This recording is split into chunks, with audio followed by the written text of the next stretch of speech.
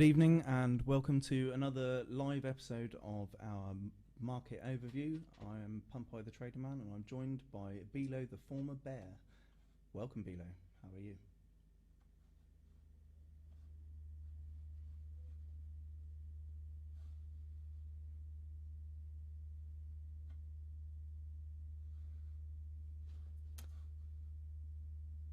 Good evening Bilo, how are you?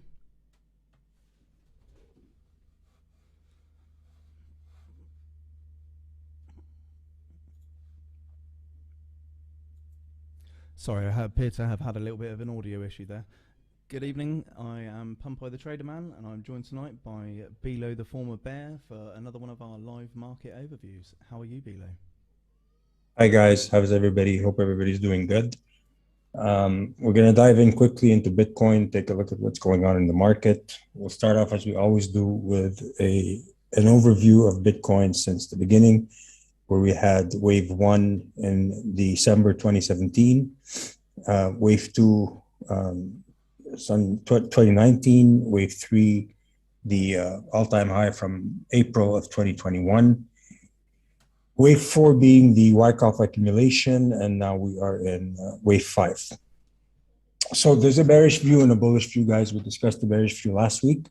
We put, I think, a lot of emphasis last week on explaining the bearish views as well as the bullish views. This week, we'll do a little bit of the same just to see where we're at, but we'll focus more on the bullish for the time being because things are looking a little bit better at the moment, and we'll explain why. Going into the 4-hour chart. So from the Wyckoff accumulation that happened this summer, we have wave 1, wave 2, and this is the wave 3 structure. In wave 3, there's 5 waves, 1, 2, 3, 4, 5. And the correction from wave 1, which is what happened on 21st of October, was a very deceiving correction. And we've said this before, corrections are very complex and sometimes can be very deceiving. So when people started to see higher highs here, they figured, okay, corrective structure was over and we're going to continue on up. But what this was, in fact, this was what's called an expanded flat correction, which is an ABC followed by another ABC, then a 1, 2, 3, 4, 5. I had predicted that the worst case scenario for this wave was at 48, based on Elliott wave theory and based on a few other things, such as this trend line, which is the neckline of a larger inverse head and shoulders. What happened is it went down all the way to 42. I was very surprised that it went that low, but this essentially was all liquidations, because this wick that happened here is, I mean, if you go into the 5-minute chart, and I'm gonna have to scroll back here to just make it, but you'll see how quick this wick was. So you see, this is the 5-minute chart, guys. So look at this wick, okay? So we went from all the way down from 48 all the way down to 42 and then back up in less than 5 minutes. I actually zoomed into the 1-minute chart, and this giant wick becomes, I think, 2 candles. So it happened very, very quickly. This is very typical of liquidated positions. These are all liquidations, guys. Anyway, it is what it is. For sure, it shocked me. It shocked a lot of people because this was quite the drop. And I had the theory from before that since what happened in April, the major correction we had from 60 some down to 30, I thought people would not be as over leveraged anymore and that they would be more careful. But I was obviously wrong. People were still over leveraged, as can be witnessed by this candle. So anyway, one day they'll learn. But for now, this is what happened. So analyzing what happened, to be honest, it's done. Analyzing where we are today based on what happened is obviously a little bit more complex. If we go into the zoomed time frame, so this is the end of the correction. that would make it wave 2. And this is where it's counterintuitive, is that actually wave 1 is lower than the correction. So this is actually where wave 1 ends, not here. So most will be tempted to take wave 1 as having ended here, but it just simply isn't. This is wave 1. So we have this correction, and now we're trying to find, what comes next. We're looking for 5 waves to the upside. So once we start looking for 5 waves to the upside, it's because we finished 1, 2, and now we're in wave 3. And we want to have a 1, 2, 3, 4, 5 followed by a correction. That would be wave 1, 2. And then a 1, 2, 3, 4, 5 followed by another correction. That would be wave 3, 4. And then a 1, 2, 3, 4, 5 completing wave 3. So we start looking for these patterns and trying to see what works and what doesn't. And what fits on the bullish scenario is that in here, in this structure right here, we have a 1, 2, 3, 4, and now hopefully we're going up to make the 5. Or you could simplify it more and say this is a 1 and this is a 2, and we're on our way up to make a 3. It's not clear because of this candle, because it's a huge candle that happened in less than 2 minutes. It makes the Elliott wave count a lot more complex. So I've kind of left the Elliott waves aside for this one because this here really just complicates matters. So I'd like to look at more supports, just go back to traditional TA analysis and make it just, simple. Look at supports, look at resistances, look at areas where there's where there's liquidity and whatnot. So once we look at the chart and we zoom back out a little bit, just to kind of get a feel for where we are, because it's important to see the past in order to analyze the future. So a few days ago, maybe yesterday, the day before, I put this in the chat. We were here. I said this was a good support for many reasons, and that we needed this to hold. It did. And then I said this area here would constitute resistance. We are making it through this area, and as you can see at the top of the resistance, we have this. Let me just scroll the chart because, sorry guys, I have this nagging cough that I can't get rid of. Okay, so let me just make this channel a bit clearer as well. Here we go. And I'll make this. Okay. So we had this descending resistance line, which we broke above, beautifully tested, and we're going above it right now. Okay. This here should be a low resistance zone. So what I presume should happen here is we should kind of go up, come back down a little bit, test the top of that zone, which we're kind of doing. That's why we see a wick on a 4-hour. If we go into a 15-minute, we'll probably see it even clearer. So it kind of went up. We're coming back down. What I'd like to see happen is a continuation to the upside. And then I'd like to see what happens around these areas here. So why these areas? This is around 52.8, guys, okay? So from 52.8 all the way up to almost 60K is going to be a hard zone to penetrate, but it's going to be a zone that's very important for the bullish case scenario. So it starts off here. This is where the wave 1 is, right? So we have, remember, from the walk-off accumulation, we have wave 1, 2, we're in wave 3. This is wave 1 of 3. This is wave 2 of 3, and so on. All the way up, once we see the chart, we see that this zone here is a high resistance zone because you see the VPVR giving us these extended bars out, and then the resistance starts to die down at around 60, and then we go into price discovery. So interesting, guys, to see that the all-time high for Bitcoin is actually a correction and not an impulse wave, which is it's a first. But that's what it is, because that's the only thing that fits into the corrective structure that we see here.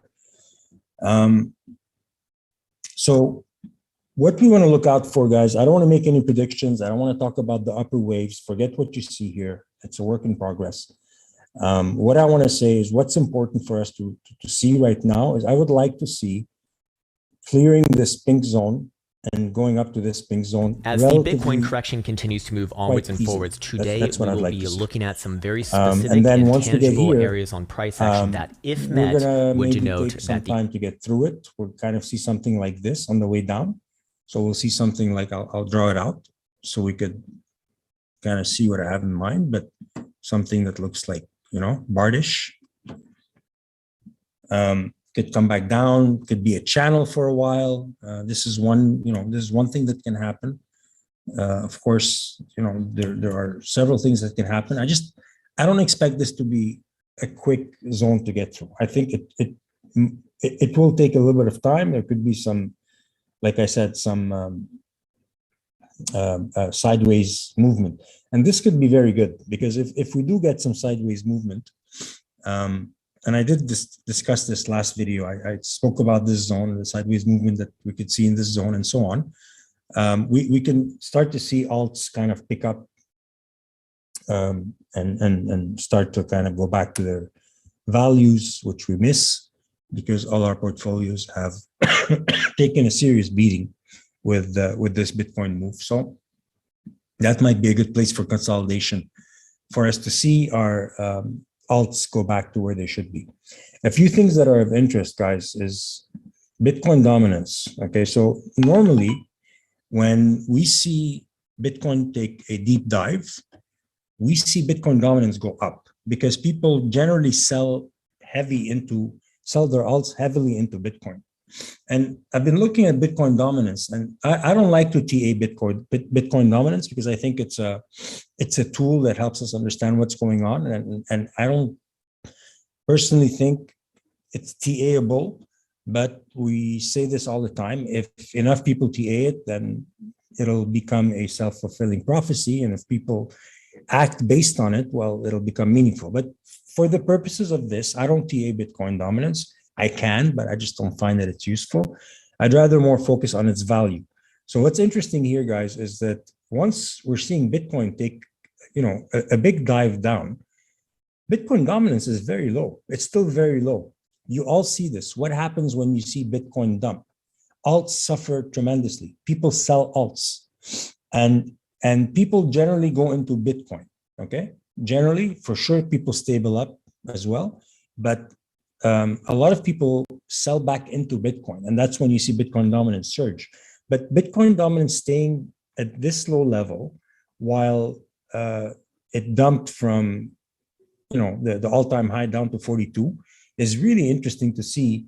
And it could be an indication, and we've seen this once before, and we talked about it here, where we see alts pumping before Bitcoin. Normally we see Bitcoin pump and then stabilize and then alts pump. And this could be an indication that we may see alts pump before Bitcoin makes it back up there.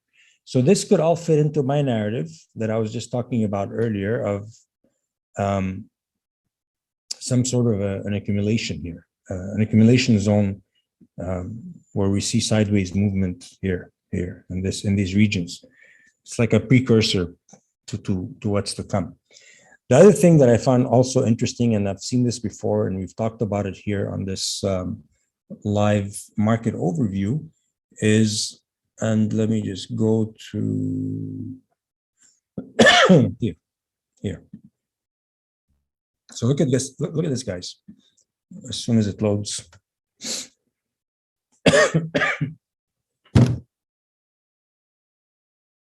It's taking time. You guys still see my screen okay? Hello? Yeah, we can see your screen. It's just taking a long time to load for some reason.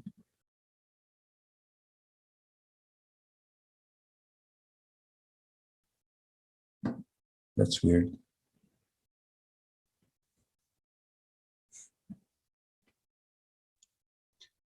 Maybe it's because of all the tabs. No, it's generally opens pretty good. Here we go. Okay. So look at this, guys. So what's in black is the price of Bitcoin, and what's in blue is the inflow of exchanges onto the inflow of Bitcoin onto the exchanges. So, you know, we've seen this before one time, and we mentioned it, and we brought it up right here. This was in September. Normally, when Bitcoin is dumping, like you see here, Bitcoin was dumping. You see Bitcoin being put onto the exchanges because people are scared, they want to sell it. But here, Bitcoin. I'm sorry, guys, I have a bit of a cold. My head is stuffed up. Bitcoin reserves have been decreasing on exchanges, even as Bitcoin was getting lower from the all-time high. The reserves on exchanges are going lower and lower and lower. This is a very bullish sign. This is very bullish because if Bitcoin is not on an exchange, it's not available to be sold. It's that simple. That can change. Yes, Bitcoin can come in tomorrow. It can all be dumped. But I mean, this is an encouraging parameter to look at. So yeah, this fits into the bullish narrative that there is not that much concern that Bitcoin is going to be dropping any further, and that's why there's not that much Bitcoin sitting on exchanges. But of course, that can change. All right, so we can only talk about what we see up until the 11th of December, according to this. And this is like I think, you know, there is a lag in the data. I'm not quite sure exactly how much. It's at least 24 hours lag in this data. So overall, guys, you know, we've been saying bullish and everything. Overall bullish, still overall bullish. The important thing to focus on right now are these price levels. We want to see Bitcoin make it into the 53 up to the 60K range and make it out. Once it makes it out, we can, you know, start really saying, okay, we can see clear impulse waves and we're making higher highs on a meaningful time frame. We are making higher highs on a lower time frame, and we could see it easily if we just zoom in. So, you know, you go back into a couple of days ago or a day ago, and you see that we're making higher highs, which is nice. But this is a small time frame, and we want to see it happen on a larger time frame. We want to break above this point for sure. So these are a few things you want to keep your eyes on as you're, you know, seeing what's happening in the market. You want to look at these price levels, but you will see something happen here between 53 to 60K for sure. So it's still happening. It's not clear yet, but that's pretty much the things that you want to look out for on Bitcoin for the next few days, at least. I was just about to ask, when do you anticipate on us? I think this week. I really think this week we'll see some movement, because this is a nice movement from here to here. I mean, you know, we're at 46.7. We broke 50 today. Higher highs, consistently higher highs, lower highs, higher lows. Excuse me. So, you know, I'd like to see this continue until, like I said, these areas here will see some resistance. We'll see it again here. Judging by this here, the way it looks now, and just by the angle of the slope, like tomorrow, we should start to see some action around this price range. And, you know, this channel here is not a very old channel, but it's an interesting channel to keep your eyes on as well. You have some touches here. You have a couple here. You can draw it perfectly, you know, if you want, but it's just an indication. So, you know, even if you come back down, I'd like to see, you know, do we come back down? Do we use this channel as support? I mean, there's a lot of stuff to look for, and try to fit into something that just is consistently working. That's the thing. In when you're looking at it, is you're always looking for a channel, you're looking for a count, you're looking for a fractal, you're looking for something that can kind of help you, guide you, and bring you through the future and at least the short-term future. Bilo, can I just ask what sort of a gap will we be leaving on the CME chart? I haven't checked. Okay. Let me see here.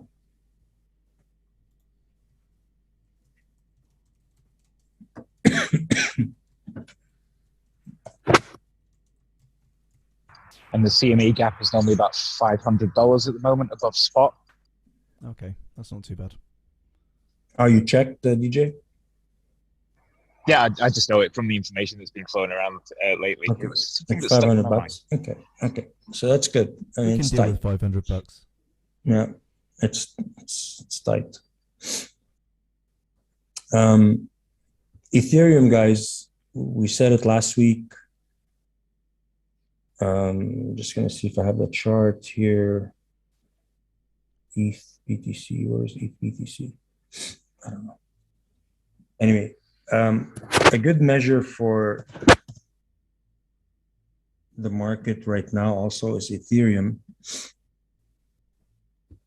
and its performance against Bitcoin.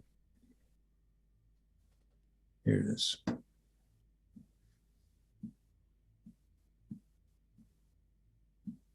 I'm just moving to like a 4-hour time frame. So it's really interesting because since the 18th of October, we're kind of just trending up, and Ethereum is outperforming Bitcoin. I mean, that's why when you're looking at Ethereum or any token versus Bitcoin, if the direction is up, it means it's outperforming it.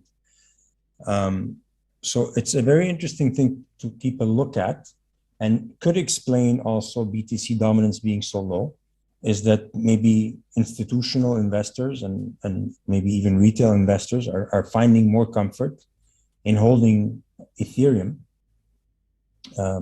as a place to run to when the market dumps rather than Bitcoin. This could be the start of something that's never been seen before in crypto. So I would definitely keep my eyes on this chart and would like to continue seeing this upside movement, which will lead to the eventual decoupling of Bitcoin and the rest of the cryptocurrency market. Because if there's going to be a new safe haven, and it's not Bitcoin, because Bitcoin is, yes, it's a rare thing, but doesn't really do anything. Ethereum does a lot of things, not to mention the safety, which we'll talk about a little bit later. The safety has been tested recently of other protocols and stability and whatnot. So it would be nice to see this chart continue to trend to the upside, because it would confirm, what the hell is this? It would confirm somewhat of a change in the market. I'm sorry, I'm having a hard time with this indicator. Hold on.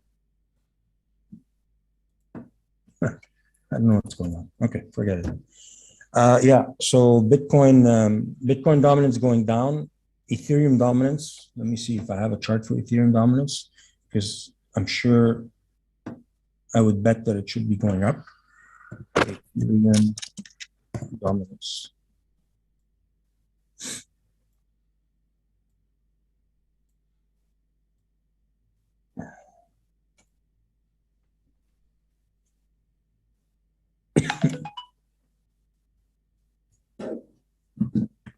Anybody know the symbol for Ethereum dominance? Bear with me, I'll see if I can Google it quick. Here it is. Okay, I got it. Cool.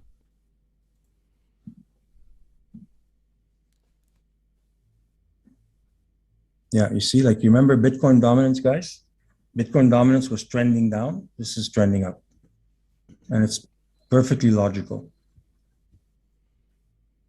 So it could very well be that over time, Ethereum is going to become the store of value and not so much Bitcoin, because Bitcoin is so volatile. And I'd like to see that personally, because it would make more sense It has a use case. It's not just something you hold. I think a lot of people would like to see that. Yeah, anyway, it's an interesting thing to see, and just to kind of watch this grow up and up and up. I think that we're really on the brink of a major change in crypto. This is from last week.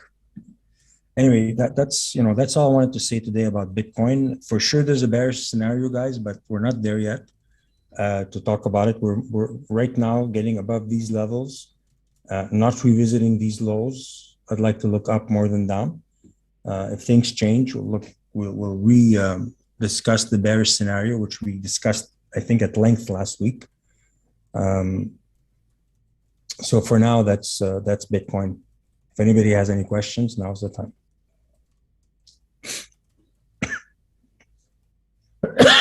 Is there any coins that you'd like, T8? Oh, I should think Luna. Yes, sir.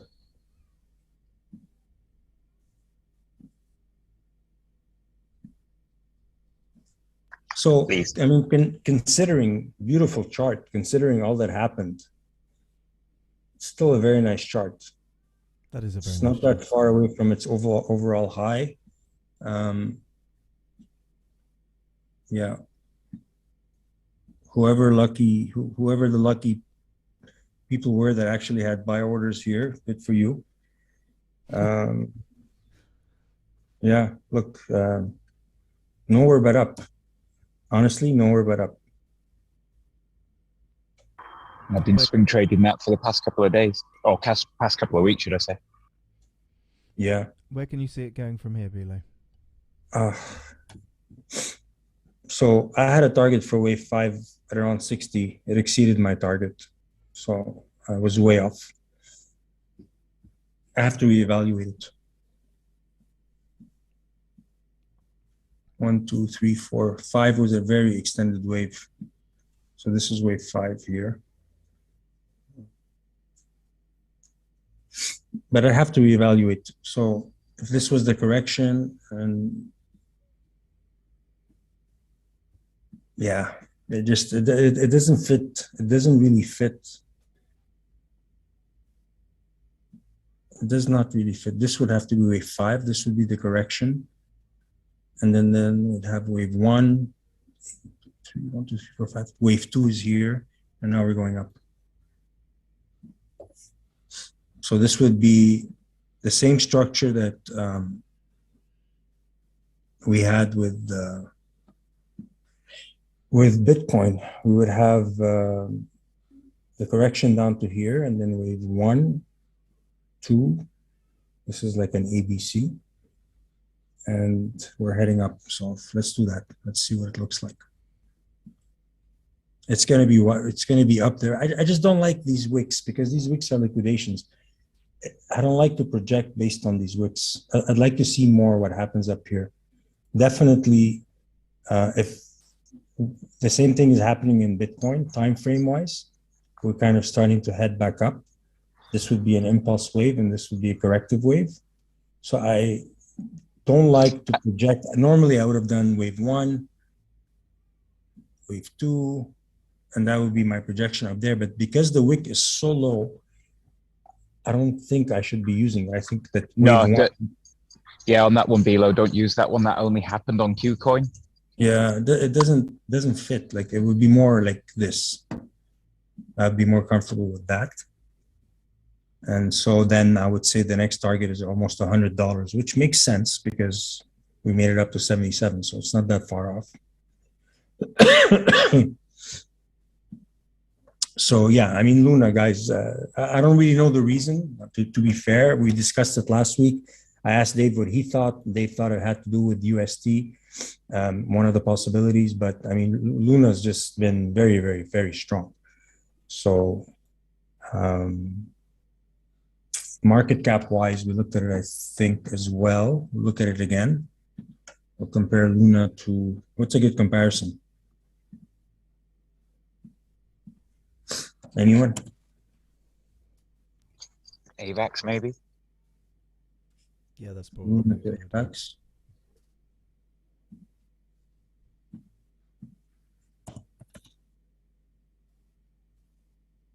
it was. Okay, yeah. So okay, so it's very close to AVAX's market cap, which just you feel good because you're not overpaying for something. But so it doesn't help us to project where Luna could go. What else could it be related to? I'm not very familiar with the Luna ecosystem. It's quite fresh. Parts of it, it's almost bits of every chain, really.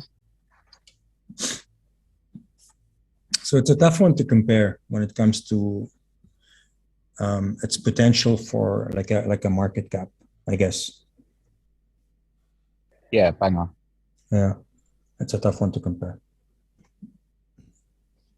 Or Solana. So one thing about Solana, aside, you all know how we all feel about Solana. We won't get into that. But I'm reading a lot lately about institutional investment in Solana, like the same way we used to read about Grayscale investing in Bitcoin and Ethereum. The same thing is happening with Solana. So I think that given the magnitude of the drop, we went from $260 all the way down to $156, and we're still at 174. I personally think this is a good buy opportunity for Solana. There's no guarantee that Bitcoin won't dump again. We don't know yet. Obviously, nobody can tell you. You know, we could talk about likelihoods. We could talk about, but things can happen. But Solana is, I think, still cheap relative to other chains that you could compare it to that have a growing ecosystem.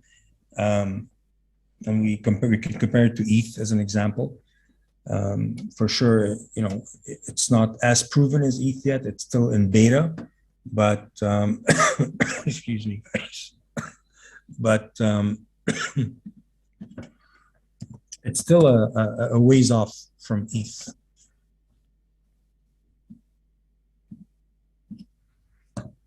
And this is assuming ETH doesn't grow. If we freeze the market cap of ETH in time, Solana today is 9x away from ETH. It's cheap, guys. It's cheap. I mean, you see all the projects that are launching on Solana. There's a lot of projects launching on Solana.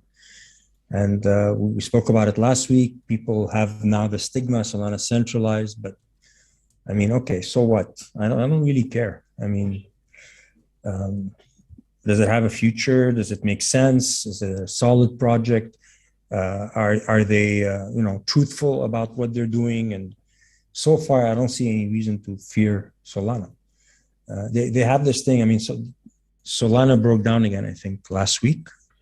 But they do have this thing called Break Solana, and that's why they're still in beta mode, is because they're trying to iron out the glitches. So yeah, it's one of those tokens that I personally believe we should all accumulate as much as possible, because it's going to get into these ranges once the bull market resumes. Not that we're out of the bull market, but I mean, once the correction is over, I still think we're in a bull market. Albeit that huge dump depressed a lot of us, but that's Bitcoin. Cadena is also a very good price. Cadena made it all the way up to $28, guys. It's at $10, $11. Not hard to see why it's you know, it's a good price. Is it just me that do decent profits on coins that have now dumped quite a bit feel like they're a lifetime away? Yeah, it does feel like a lifetime away. It's because it's like you enjoy the gains, you enjoy the you know, the multiple X's as they're happening, and then it's not fun to lose money. It's not fun to see your portfolio take a deep hit. But when you look at what you have here, and when you look at, okay, not long ago, like really not long ago, this thing was at less than a month ago, This thing was at $28 and I can buy it for $11 right now. Okay. I mean, you have a lot of projects like this, but once you dive into the fundamentals of the project, what it does and why it's good, if it's good, you kind of start to piece it all together and say, shit, you know what? I'm going to buy a bit here. I think there's a lot of opportunities. People are scared. People are scared. That's for sure. People are scared. The fear and greed index was at 16 a couple of days ago. Yeah. It was quite funny actually, because it was at 16 on Friday, and that was at the point where I said we've just hit the bottom. Well, we've seen the bottom, and this is the point where people are at max pain. It's tough. It's tough. It's not an easy thing, but this is crypto. We have to just kind of remind ourselves that that's what happens in crypto often, very often. Cry of war is another good example. Most Fridays. Most Fridays. Yeah, that's right. Cry of war was at $5, guys, less than 2 weeks ago. You could buy it for $1.40. Just to let everybody know, though, the unlock for the next lot of tokens for the pre-salers has happened now. So I do actually believe that the unlock was already factored in by yesterday. Yeah, definitely. There were so many people that are panic selling and selling to try and capture the fact that they thought it was going to go down further, when in actual fact all they were doing was creating the bottom themselves. Yep. I think a lot of people don't realise that people who buy into an IDO or into the seed level of a sale buy into it with a long-term view, and they don't buy into it necessarily to just dump all the tokens when it's a decent project as soon as they get them, but they buy them to hold on to them until they become a decent value. I mean, look at the market cap of Cry of War at the moment. It's really low, and it's got a great future ahead of it. The beta's just been released. The game looks incredible. I know there's at least one person who's in the meeting who's been playing it and has been really enjoying it. And I mean, this thing, no financial advice, but in my opinion, this thing could go to $28 at some point, probably pretty easily. So why would anybody want to sell when it's $1? Yeah, for sure. This year, this is pure FUD. Yeah. This is people that are, and I don't mean FUD in the sense of people spreading FUD. I mean people honestly scared, just scared. Yeah. They seeing their gains wiped out. You know, maybe they bought here thinking this is it, and this would have been a good place to buy. I would have advised people to buy here too. You know, like it's the top of wave one, and then they saw this happening and like, oh fuck, and then you just cascading, selling. See big candles here. So yeah, I mean, people are scared and it's normal, but honestly, I ask myself this question very often. It's like, if you think back all the times this has happened, and if you've just once analyzed, have I ever regretted just holding after a dump? I don't think I've ever regretted holding something after a dump. I've regretted holding it before the dump. I wish I sold it before the dump, but not after the dump. So it's kind of like, it's happened, guys. This thing dropped 50, 60, 70, 80, 100%. What are you doing selling it now? I mean, what? You know, like... Don't be a bottom feeder. Yeah, definitely, guys. This is like the worst thing you could do. And then you're going to end up in this emotional cycle, and you're going to hate trading. You're going to hate crypto. It's the worst experience ever. The other thing as well to be careful of is that's when you start to revenge trade, or you start to bring in left to try and make your losses up. Absolutely. Bad, you get doubly hit. We've had someone who's spoken on the stream a few weeks ago who did exactly that. They thought that they could time the bottom of the market when we had that cascading liquidations, and they were constantly trying to restart another trade to try and get back the money that they had lost in their previous trades that were already set up, and they totaled their account. They liquidated their entire account. And it's revenge trading is literally the worst thing that you can do, because you become so clouded in your judgment of what's what that you fail to look at the correct structures of the market. And especially at a time where there is no structure to the market. That's the thing. There is no structure to the market. I'll be honest. I mean, I'm having a hard time, finding a good Elliott wave count for what's happening. It's no structure. So it's very chaotic right now. There are other reasons to be bullish besides structure. I don't know if you guys heard, I think it was today, the Bank of New York announced 100% crypto services to all its clients. That's huge. Like 100% crypto service. You can buy you can buy Bitcoin, you can pay in Bitcoin, you could read up on it. That's very bullish news. That's incredible. It is incredible. I mean, just a year ago, these people were fighting tooth and nail, and today, they're like, okay, you can't beat them, join them.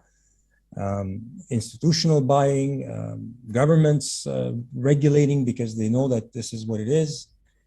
I mean, you have to look at the future and not what's happening right now, and don't get bogged down by these low prices. If you have spare cash, it's a good time to buy. Don't go all in because it could go down more, and you could say to yourself, fuck, I wish I had more cash. And sometimes you don't. So always leave a little bit of dry powder. Always leave some. But look at the long run. Take a look at Bitcoin. Zoom out.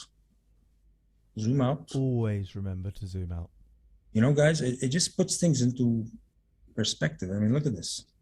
I mean, even go past the daily. When you're really wanting some confirmation, go as far as the weekly and have a look at the weekly chart, because that will tell you really what's going on without all the noise. This time last year, just look at it, okay? December 14, 2021.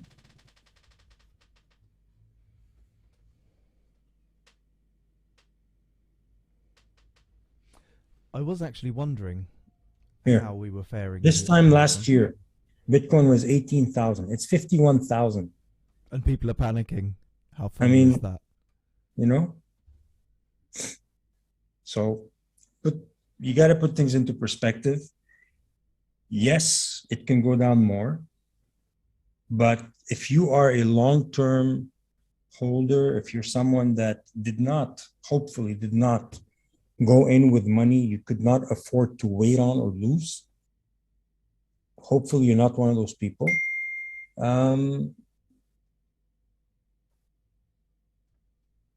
I think that you'll be happy. Just going to take some time. I also have a theory coming on the back of your Bank of New York. Yeah. Is that retail banks are actually starting to become really afraid of CBDCs because they will be cut out of the loop. The only way for them to keep going is to actually join sides of crypto and not the CBDCs. That's true.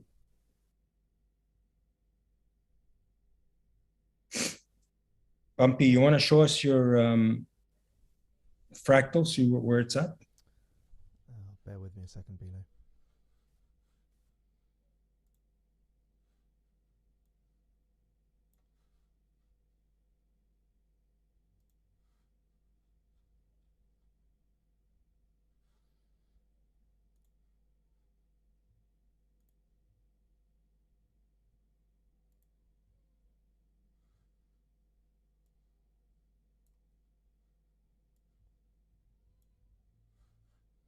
Are we still following the Wyckoff pattern? Yes, we are. Excellent.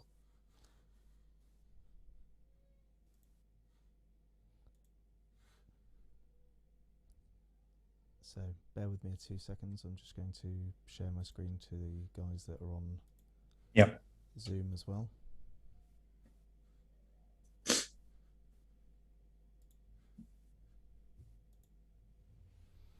Okay, so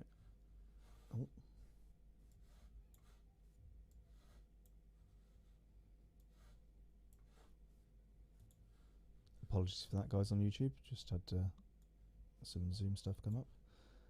Right, as you can see, we have followed this, although obviously, as I keep saying to the peaks and the troughs are slightly different.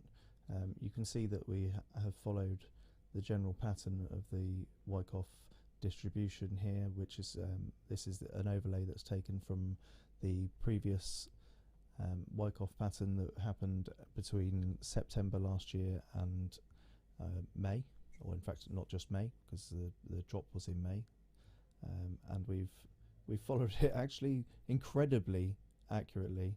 I'm looking at the 4-hour chart here, and it's taken from the daily, so it's happened on a smaller time scale, if you like. And also this cascading liquidations hasn't really factored in quite the same. But as you can see, we've now started coming back up. So I mean, the spring would have happened here where the cascading liquidations were. We've come up, we've then come back down a little bit, and we're on our way back up again. So I'm expecting us to follow this pattern and come up higher. Again, the peaks and the troughs are relatively unknown. They could happen higher than we've previously been during this past, 3 months, 4 months, 3 months. We shall see. You never know what the future brings. We'll see what happens over Christmas. In some ways, because of what's already just happened, I'm kind of, no financial advice, but I'm kind of not expecting that same level of Christmas massacre as we've had before. Although if we follow this to the T, then there is a bit of a drop here, which is around the 20th of December. So that probably fits pretty well with the usual Christmas massacre. So you could potentially expect a bit of a drop there. At some point, I will add in the rest of the chart overlay from before so that you can see it in a bit more detail. But you get the general idea. Of note, we've had market cipher B call a bottom here on the 4-hour. It called it when we were liquidated, and then it also called it recently, or just before the 10th, so Friday. If we flick to the 8-hour, we've also had the bottom called here although that was back when we had the liquidations, the cascading liquidations. So that's basically saying that the bottom was definitely in at that point. We're not going any lower than that. And again, also on the 12-hour and on the daily. Now, as you can see here, I've got a line that says that this is the last line of defense. This is just in my personal opinion, because this is based on the weekly chart, and that was the previous higher low. And if we go lower than that, then that would then create a lower low, and it would break the market structure that's been in place since 2019. We haven't had a lower low since 2019. What are your thoughts, Bilo? You still there, Bilo? Yeah. Sorry, I was on mute. So it also fits in with Elliott wave theory that you don't want to go lower than that line. Yep. So that's at 39,600. So if you start to see things go below 39,600, then it probably really is time to think the market might be over. Again, on the daily, you can see here that the market cipher has called a low twice. Definitely hasn't happened on the weekly though. Just yet, but obviously it takes a bit of time for the indicators to, because they're all pretty much all lagging indicators. It takes a bit of time for them to adjust and for them to show you when certain lows are in. And Bilo, did you have any other coins that you wanted to share? Oh, actually, Mr. Townsend would like Matic, if you would. You want to do it, bud? No, can you? Okay. Brilliant. You have to enable sharing. Bear with me 2 seconds. Go for it.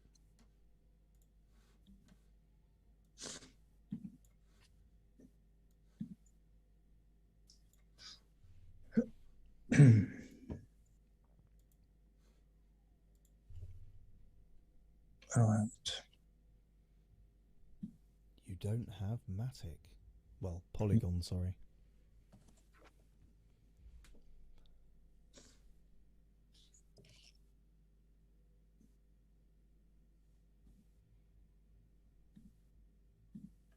IKXS has also asked if you could do Blocktopia, which I know isn't on TradingView, but maybe we could have a quick look to see on Dex Tools. Yeah, okay. Okay.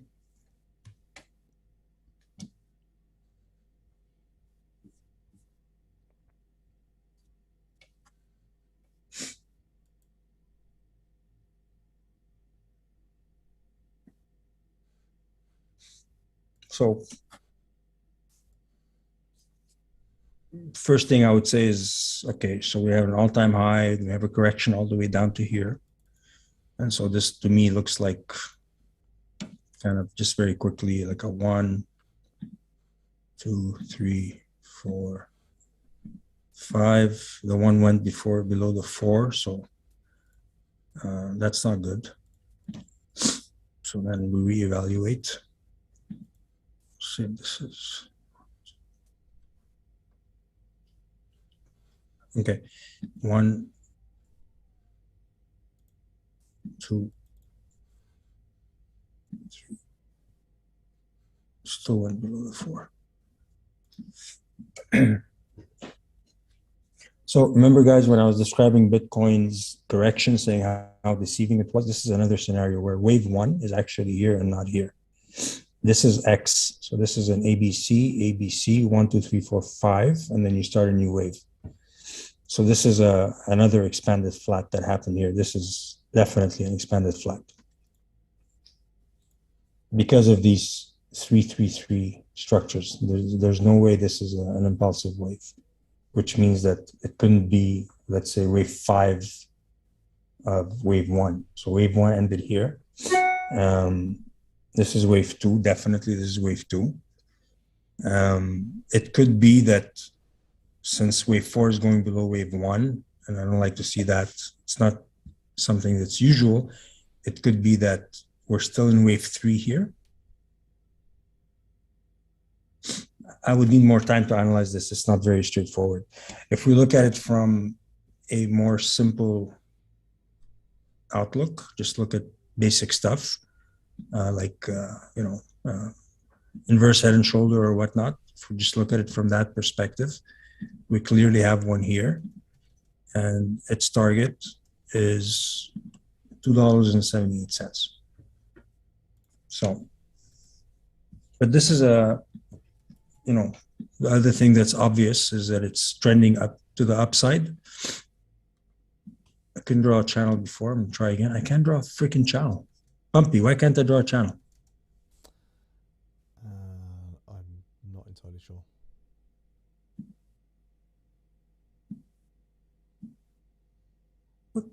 Look at what's happening. So just click the button again. Yeah. And then stretch it. Okay, but why is it doing that? I've no idea.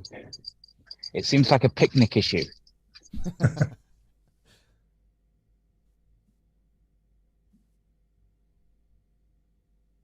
Anyway, you get the drift. We're in an uptrend. We have an inverse head and shoulders. We definitely have a count. It's a more complicated count. It's not an easy count. Very soon we're going to be in price discovery. Now you start really having to look at fundamentals and to say, okay, market cap wise, is this thing going higher? Again, what do we compare Matic to? Check market caps. That's what I'd be looking at right now more than TA. I'd compare it to BNB and Solana. Yeah, okay.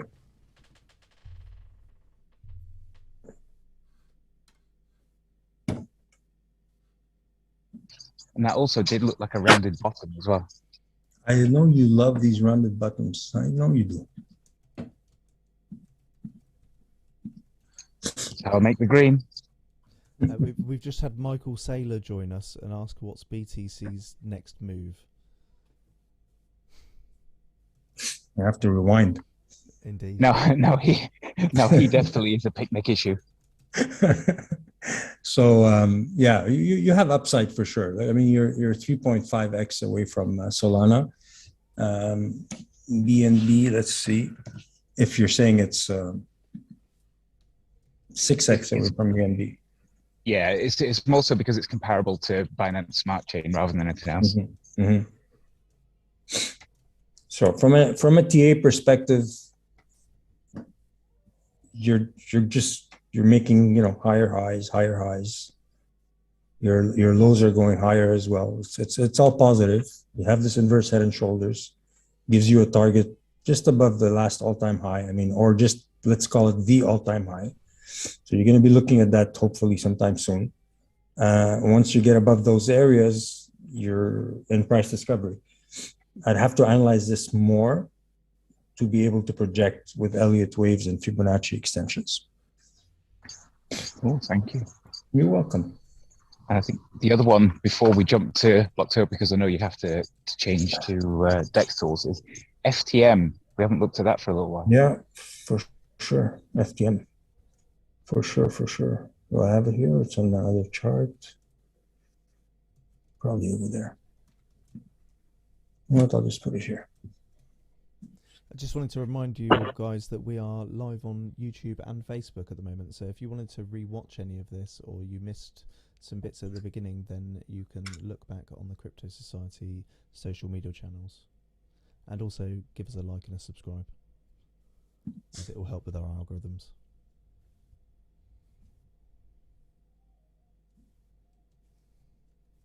So thanks for reminding me, DJ. Definitely, Dave. Phantom is another one that it's a good price. It's a good price. It's half price, less than half price. 348. It's less than half price. Definitely, it's a good buy.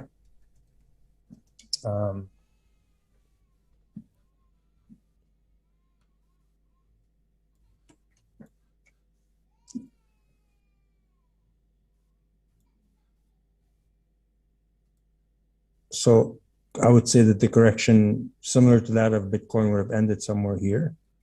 And we just got to wait it out. Like every other coin, they're all going to look the same, guys, right now. There's not going to be much of a difference. Distressed. You're picking stuff up for much cheaper today. Of course, we don't know for sure what Bitcoin is going to do. We feel like we have enough reasons that it should be going up, but it's Bitcoin, it could go down. So the key word being here is DCA, and if possible, DCA, and try to always have some cash for more DCAing. But I know, of course, there comes a point where you just can't. So for more Bitcoin melodrama. So some people would tell you not doing anything is a position as well. So waiting it out for there to be more clarity. Right now, it's really not that clear what's happening in the market. I think there's enough reasons to be bullish, but I'm saying it with a lot of caution because we're not out of the woods yet. Things are looking up. That's all I could say for now. I think you're very correct, Bilo. I've had the princely sum of $80 sat in my Binance, just waiting to pounce at some point. Well, you could buy what's 80 divided by 1.5? That's very true. There you go. When did you become rich? I think I got hacked. They looked at my account and thought, no, we're going to have to give him some money. They put money in your account. Yeah. Bless them. Bilo, can we take a look at DOT? Sure. And actually, I'd quite like to see Radix after that. I will get to you with Blocktober here in a little while, but we're just sort of going through the ones that are on TradingView before we switch over. So here's Radix. That's a pretty substantial correction. Yeah. So it's again, under half price, guys. Most things are half price right now, guys. And the reason why they're not going up is fear. Purely, simply, people are scared to go in because they're like, fuck, going in now, and what if Bitcoin does another move? And people are just scared. And a lot of people are just on the sidelines right now waiting for some more confirmation that Bitcoin is going to continue on up, or at least be stable. People are just still scared. But these are where the opportunities lies, guys. That's that, you know. Absolutely. This is like, you know, the best expression in the world. No pain, no gain. Or if you want to, you know, high risk, high reward. This is what it is. Friday was buying time. Absolutely buying time. If you wanted to get into the crypto market, then Friday was your peak moment of buying on most coins, apart from I think maybe Luna, but.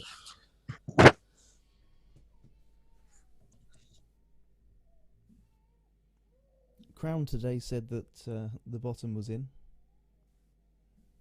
He's a bit late, but Eric Crown.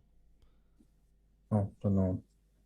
What, Crown's Crypto Cave? You don't know Crown's Crypto Cave? He's good. Yeah, he is actually very good. He's the one that I sent you the video for, and I said that he had like his own interface with quite a few different things that were going on to make his life easier. I believe you actually asked me about it a little while back as well. About him? About the interface that he uses, because he's got a specific interface that's been built for him. Oh, okay.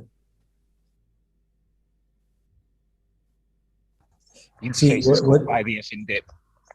Sorry? The interface is called Buy the Effing Dip.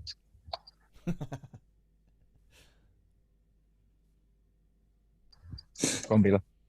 No, I was just going to say that this liquidation that happened with Bitcoin, I mean, it really screwed up from an Elliott wave perspective, the counts. I actually wondered how altcoins would be affected Elliott wave wise, because they're so dominated. They got affected because as Bitcoin dumps, they dump as well. Yeah. They dump harder. Yeah. And there are certain rules and guidelines to be followed for Elliott waves, and once those guidelines are broken, that Elliott wave count is no longer valid, and you kind of have to start over again or find one that fits. But I find this is where Elliott wave is weak, in that it simply cannot take into account this dependence in relationship to Bitcoin. Yeah. I mean, it's nothing that's ever been seen before. An entire market that's dependent on one particular stock, if you want to compare stocks, for example. So this is where Elliott waves kind of fail. So this is where you kind of have to cheat in Elliott waves now, and you start to have to say, okay, the correction was happening up until this point. It shouldn't have gone any lower because blah, blah, blah. And so I'm going to ignore everything that happened below, but it's a bit of an uncharted territory. I mean, I'm not an expert on Elliott waves and can't start chopping waves off and deciding where to start. So I'm having a little bit of a struggle with it, to be honest. If I forget about Elliott waves, and we start to look for other structures, other meaningful structures, well, we were on the way up.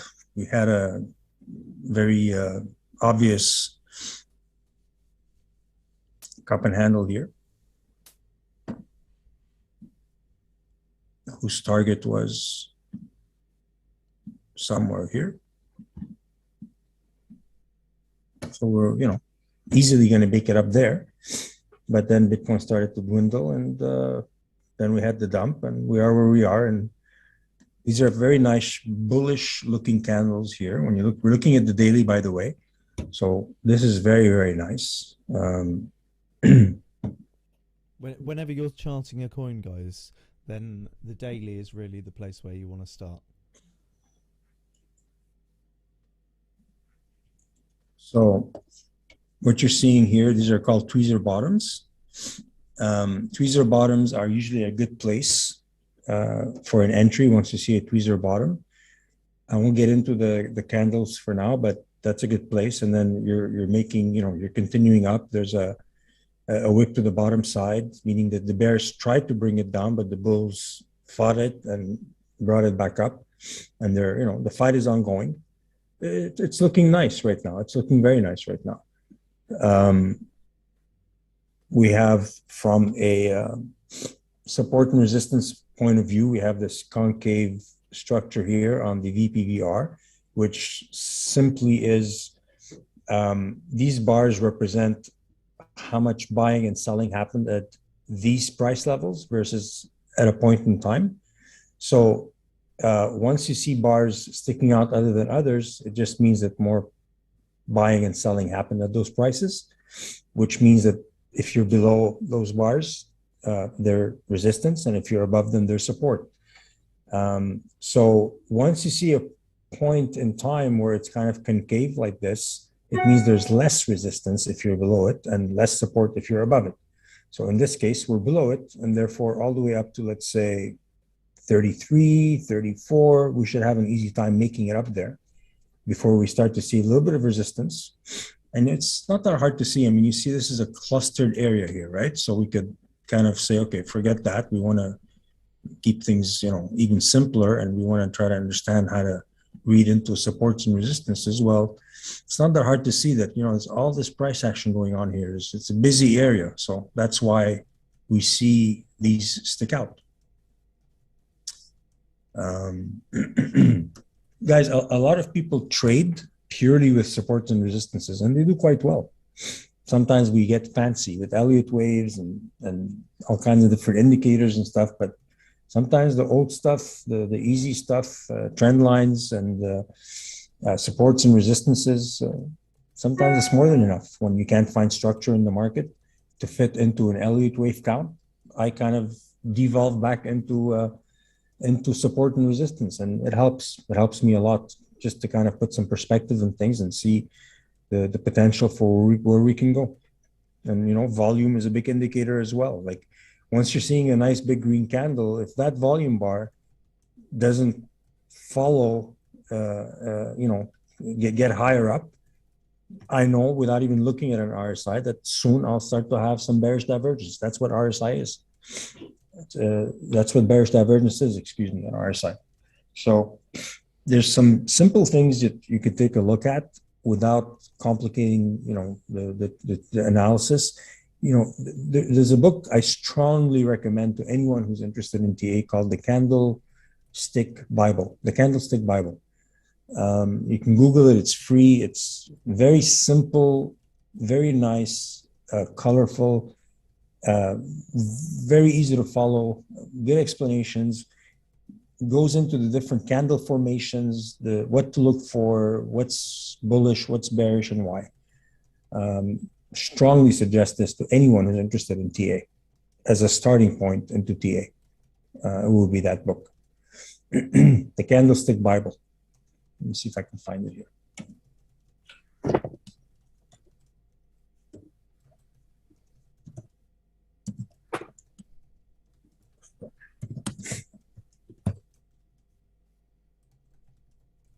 Here we go. It's this right here.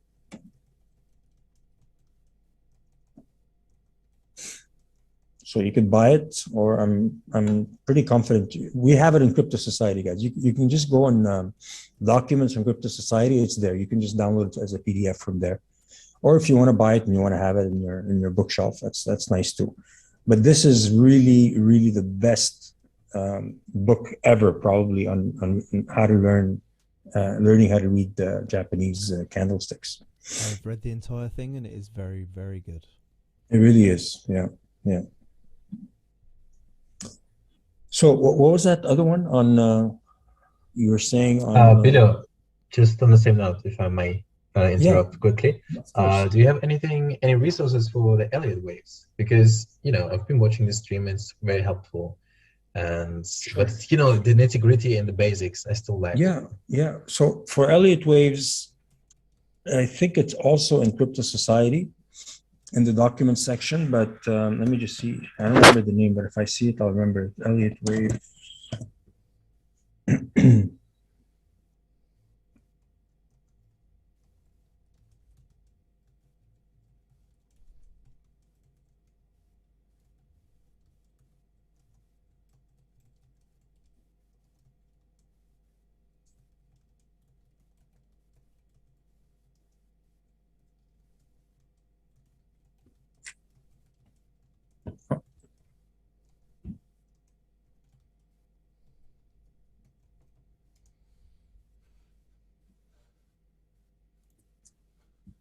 Okay, I gotta find it in a different way, maybe.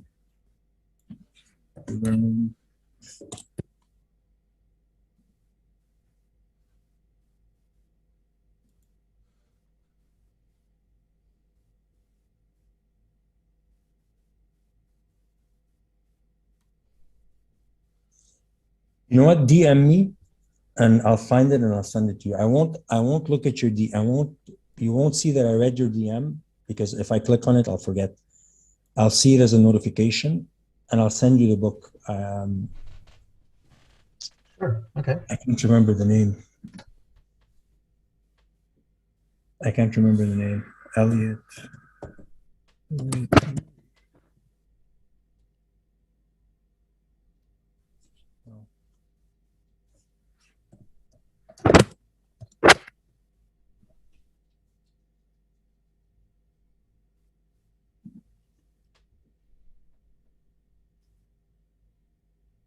So look, I mean, obviously you could start in Investopedia, okay? But we have this book in Crypto Society. I know we do in the documents section. I just can't remember the name of it. I think it's this one. Is it this one?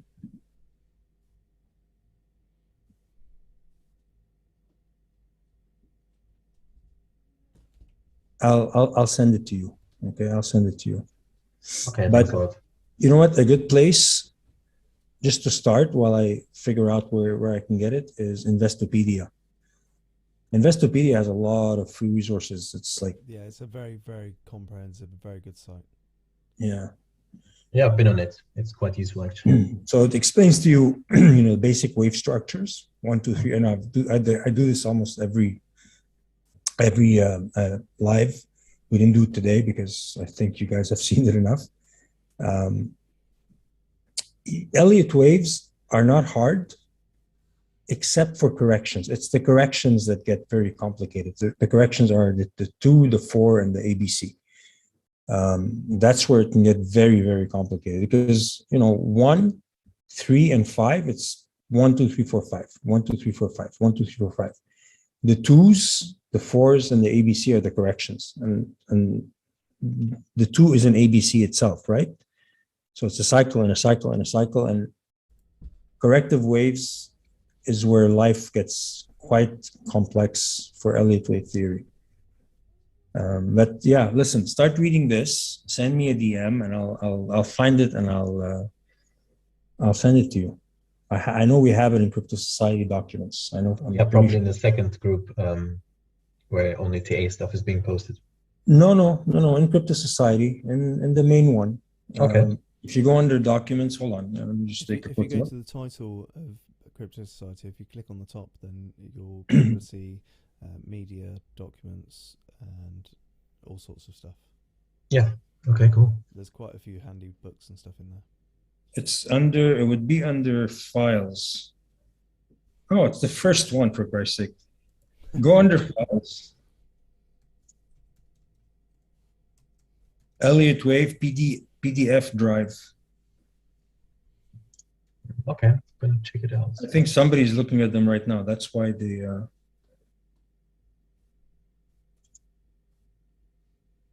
So yeah, that's what it is. Sam's just said that he sent it to the CS group. Oh, okay, that's Sam. You did it. Okay, perfect. Great. Awesome. Sam. Thanks, Sam. Bilo, could you go on Dex Tools and have a look at Blocktopia, please? Yeah.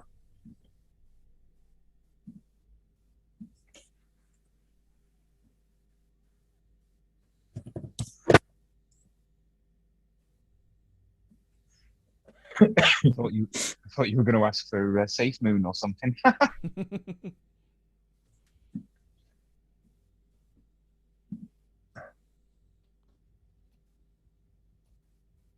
Blocktopia. That's BLO. BLOK.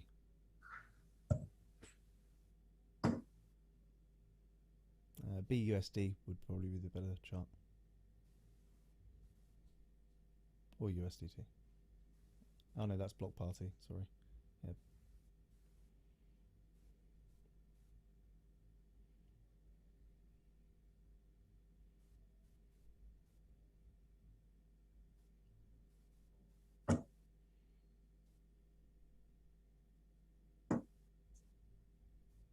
My internet signal is weak. I don't think it's just your internet signal. I think it happens a lot with Dextel. I think they've expanded quite a lot, haven't they? As they're now doing BSC coins and so on. Yeah, you can see that all down the left-hand side. The various chains they're doing now.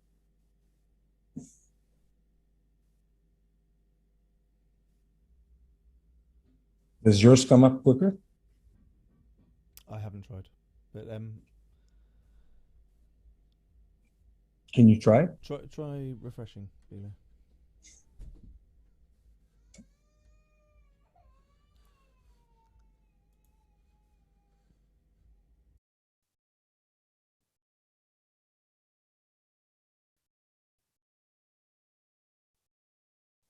Looks like the computer says no. Yeah. Have you got it, Pump? Bear with me a second. Bear with me a second. Pump. It's your turn. You have to wait while he shuts down all the specialist interest sites. It does look like it's starting to load there, Bilo. Does it? The price in DAI has come up down. It's been there for like a half hour. Oh, was it? Sorry. Mm-hmm. Do you know, I haven't even used Dex tools in a very long time.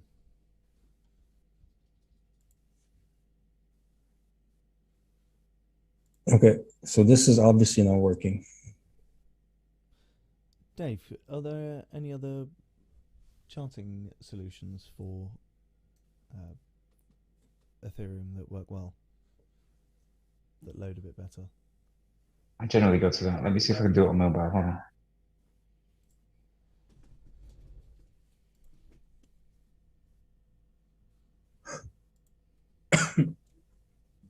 Apologies for this, guys.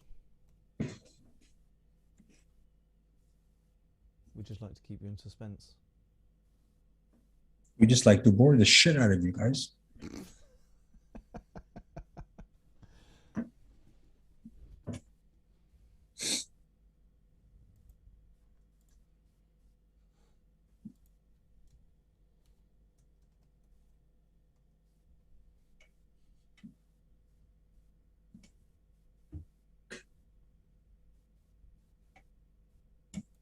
Nope, it's crap on mobile as well.